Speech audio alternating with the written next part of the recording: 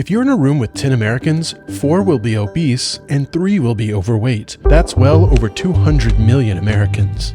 Now, I'm going to put up images from beaches in the 40s and 50s. The economy was booming, food was plentiful. By today's standards, everybody looks pretty small. In 2024, I successfully discharged from partial hospitalization for an eating disorder. I came away disturbed at just how many of us today struggle with food and body shape, even those without a diagnosed disorder. How did our relationship to a basic bodily function, eating, become so broken? What secrets does history hold on this topic? And what about the new X factor, weight loss drugs? Above all, I wanted to know how we got so stuck being fat. Starting with, how did we get so much food? Before the 20th century, society's preoccupation was just getting enough to eat. Thomas Jefferson envisioned a United States of so-called yeoman farmers, basically independent sustenance farmers. This in part justified Jefferson's Louisiana Purchase in 1803, creating more space for farming men and their enslaved labor. Jefferson's vision morphed into an American mythos. Political stories of manifest destiny sent settlers west of the Mississippi River in search of land and wealth. A new population of cattle ranchers fenced off property, replacing buffalo with cows while fighting to keep Native Americans from roaming. The expanse of ranches resulted in a mass network that most often filtered its way to the industrial meatpacking plants of Chicago. Here, new American immigrants and farm animals suffered to take meat nationwide. But the progress of what Joshua Specht in his book Red Meat Republic calls the cattle-beef complex could not be deterred. A growing American desire for meat as the symbol of prosperity was fed in Chicago. The man of the house could bring home the bacon, so to speak, and steaks for Sunday dinner in every American city because of the assembly line slaughterhouse workers in Chicago. A rural farmer named Cecil Steele discovered she could sell more chicken products by taking the animals from the outdoors and confining large numbers of them in an indoor space. Even if 1 in 5 were pecked to death or succumbed to disease from overcrowding, the profits were still larger from those chickens that survived. The confinement practice spread in Cecil's community and then nationwide. This was the origin of factory farming, an American innovation we've since exported around the world. In the coming years, it caught on for cows, pigs, turkeys, even fish. More crops were needed to sustain these expanding numbers of farmed animals. According to the USDA, farm production nearly tripled between 1948 and 2017, and those gains were made with less labor. And this is how we got so much food, and one part of gaining weight is having more food available. But that slice of the pie, abundance, only makes sense when combined with slice 2, cheapness. You can't get bigger if you can't afford the food to get bigger. There are things the government did to ensure that the abundance we acquired over the course of the 20th century was also a low-cost abundance, at least in the grocery store. Some of the Cold War between the US and Soviet Union centered on the kitchen, on each society's ability to feed its people. On the trail in 1968, Nixon expressed concern at the growing difficulty of being an American farmer and promised to relieve farmers' burden. Later, he signed the 1973 Agriculture and Consumer Protection Act, which aimed to ensure, quote, consumers of plentiful supplies of food and fiber at reasonable prices. It did so through an expanded system of subsidies for farmers and price guarantees. It expanded a model that is still used today, in which agricultural products are heavily subsidized. In times of low commodity prices, the government makes up the difference for farmers or purchases farm products in mass. The arrangement doesn't seem so bad. Voters get affordable abundance at the supermarket, farmers get help for a basic, decent living, and politicians get the political stability of keeping those two groups happy. The cycle has kept grocery prices low at the point of sale. The percentage of income Americans spend on groceries dropped from 17% in 1963 to 10% in the year 2000. A lot of our recent politics can be contextualized through that recent little uptick there, up when meat is rationed like in 2020, or when egg prices soared in 2022 because avian flu broke out. So the ventilation in the chicken sheds was cut off to kill millions by heat stroke and suffocation. That last little factoid hints at the darker side of all this. Behind the scenes, the inner workings of our food system remain unknown, and we aren't interested as long as subsidies keep food cheap at the grocery store. But that opened the opportunity for the cheap abundance cycle to be hijacked under our noses to the detriment of our health. For example, the small independent farmer has gone nearly extinct. The total number of farms in the US before World War II peaked at nearly 7 million. Today, there are less than 2 million. In 1990, half of our food came from small or medium farms. Today, it's more like a quarter, with farmers receiving only 15 cents of each food dollar spent.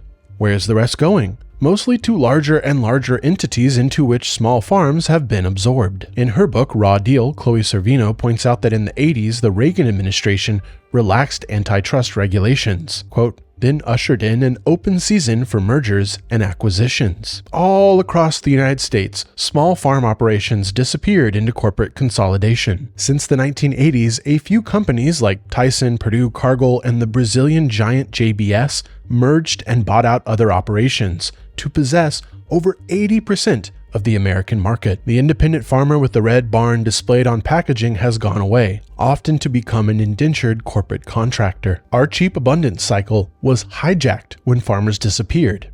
Instead of funding downtrodden yeoman farmers, subsidies went to companies, and the companies spent and continued to spend monies in ways to keep us confused about food. I know what you're thinking, it all sounds like a conspiracy, but it's not. It's all out in the open and legal. Lobbying is a First Amendment right, and industry uses this to full advantage by fighting to keep information about proper diet obscured. As Marion Nestle convincingly argues in her influential book, Food Politics, the agricultural industry and food producers have, quote, weakened consensus nutrition advice by putting pressure on nutritionists and government agencies. In practice, this can mean influencing dietary guidelines. For example, quote, meat producers shifted 1977 recommendations about meat from decrease consumption to the euphemistic choose meats which will reduce saturated fat intake. The key for industry, according to Nestle, is for the government to never propose eating less, instead always avoid too much. It's not about picking on meat and dairy. I'm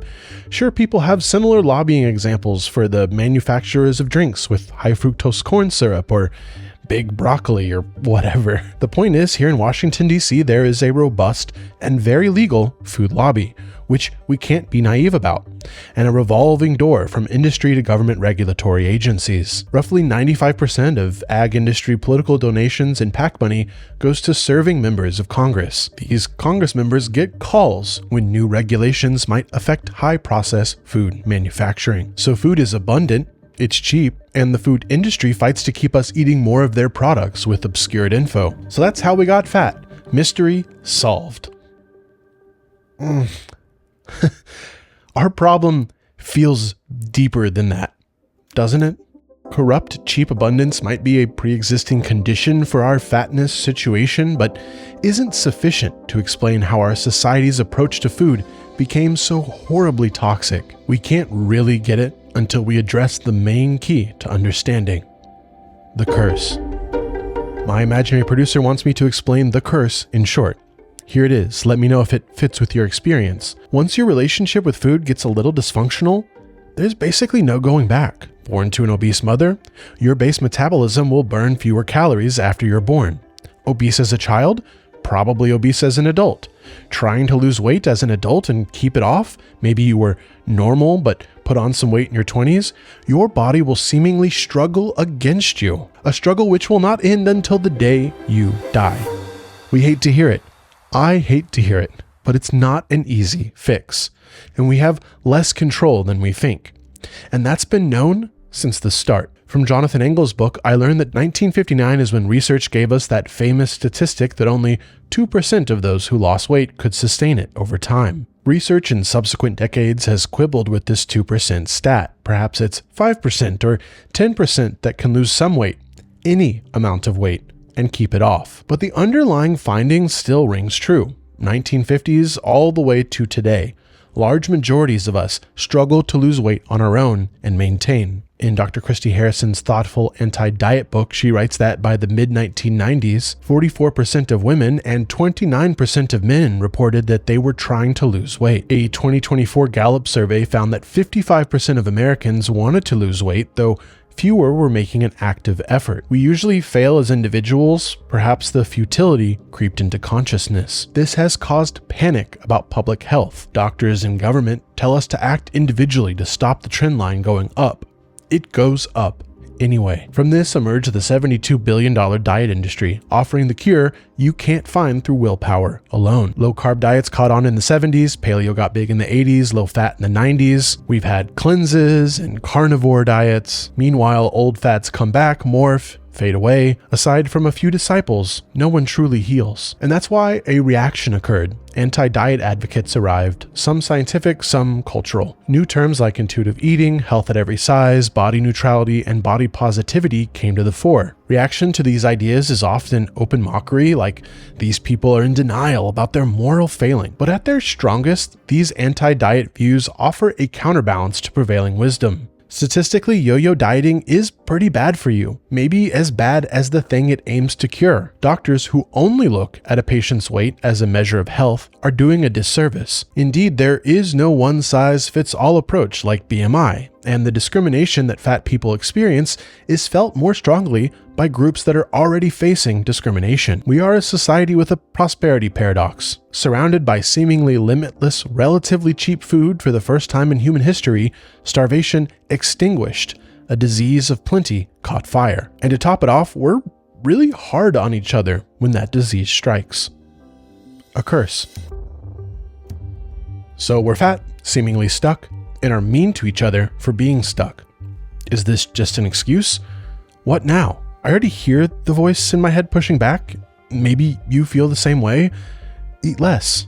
Exercise more. It might not be easy, but it is simple. People aren't trying hard enough. Our culture places the ability to identify a problem in life and fix it through willpower above all. That society has made getting accurate nutritional information exceedingly difficult is for the individual to handle. That losing weight and keeping it off has proven over the decades to be exceedingly rare, fought by our environment, our work lives, our car-centric transport, circumstances of birth, genetics. That's for the individual to handle. And for a person who points out the weirdness of laying the creations of society at the feet of the individual to figure out alone, well, moral judgment comes fast and harsh. You might have failed. Don't blame that failure mindset on the rest of us. And you know what? I often find myself agreeing with that point of view. It's something my therapist and I talked about for hours and hours during eating disorder therapy. Accept that you have less control than you think, she would say. Okay. I have less control than I think, but that means I still have some control, right? It's been 33 years, but I can't give up until I find that last little pocket of control and work there. I haven't tried hard enough. I successfully discharged from treatment, but being in recovery doesn't mean you've found peace. And I wonder how many of you watching are not at peace with food. Perhaps your struggles are less pronounced than mine. Nonetheless, you have my empathy. Forgiving yourself is hard. It was offered to me in every therapy session, a chance to release the white knuckle and float on warm water. The liberation of your life, free from the moment your parents sternly and caringly said they were concerned, forgiveness for feeling like a loser when you were young, accepting that your personality, your sense of humor, a compensation so you didn't feel invisible. Free from the fear of shopping for new clothes or seeing people you haven't seen for a while or feeling guilty at moments when you should be feeling joy. You fought for decades. Just cut your losses and have some peace before it's too late. Let go. And just when I thought I could stop clinging, Ozempic. Already 15 million of us are using weight loss injections as of writing. Reportedly, it's effective for 60% of adults, so that number is going to go up. Weight loss drugs are upending our approach to weight, yes. They're also upending our cultural conversation about body size. Take an injection, flip a switch somewhere in the brain, lose weight. For those who saw excess weight as a moral failing, a lack of effort and discipline, this X factor, these drugs, are kind of offensive. A get-out-of-jail-free card for people who haven't earned the right to reduce their suffering. And what about those of us who incorporated that we needed to try harder and stop looking for excuses, that internalized something was wrong with us, a moral failing? It's now like we're being told to shut up, take your injections, and be grateful. Our food system is like a Faustian bargain, a deal with the devil. In exchange for cheap abundance, we traded away our knowledge of how food comes about, what to eat, our ability to act. And when we couldn't act, we judged one another morally. We traded away a bit of our soul. Now, injections stand to shift this bargain on our behalf. Which part of our soul has been traded away this time? A lot of context had to be cut for time. I placed a far longer version of this script on my Substack, williamcfox.substack.com, Link in the description. Heads held high, happy warriors. Later, y'all.